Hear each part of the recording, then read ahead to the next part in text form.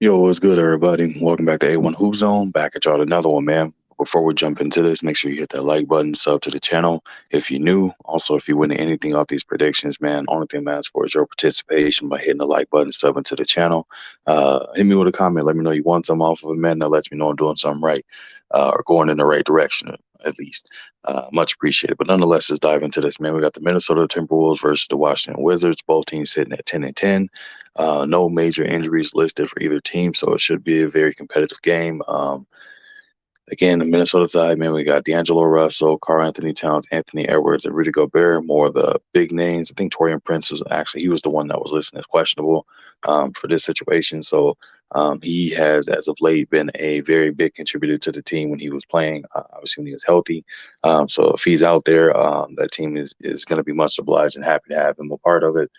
He is a 3 and D type of guy as well, so definitely, can't have enough of those. On the flip side of things, for the Washington Wizards, man, Bradley Beal back. You still got Kyle Kuzma, Hachimaru, and also you have a Kristaps Porzingis who's kind of revamped himself in a way of gotten better as well. With that said, man, this is going to be a competitive game.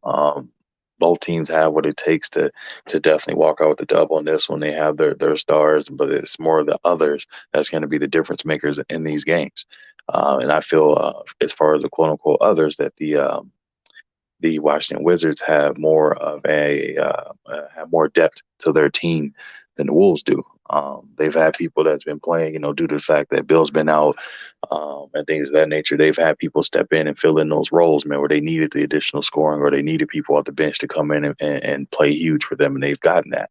The Wolves is kind of more so heavily prone to and weighing on the big names that they have. Again, D'Lo, Anthony Edwards, Cat, and Rudy Gobert. Well, Rudy Gobert from a standpoint of defensive end and rim running, they don't really. No one views him as a true offensive threat or anything of that nature, man. But nonetheless, man, this situation in matchups, Rudy Gobert is going to be guarding. Um, Kristaps Porzingis most likely, and Porzingis, we all know, is a stretch big, very athletic, and shoot the ball and get to the rim.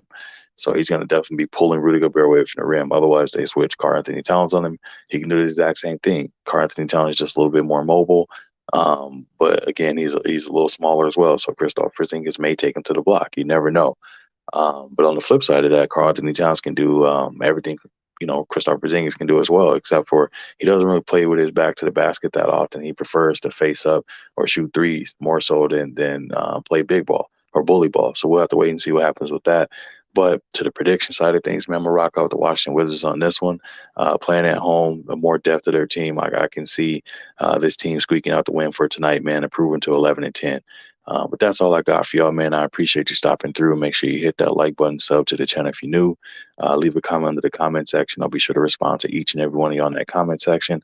Also, if you wish to support the channel, that information is flowing in the bottom of the screen. It's also in the description of the video, man. I appreciate you stopping through, and I'll catch you on another one.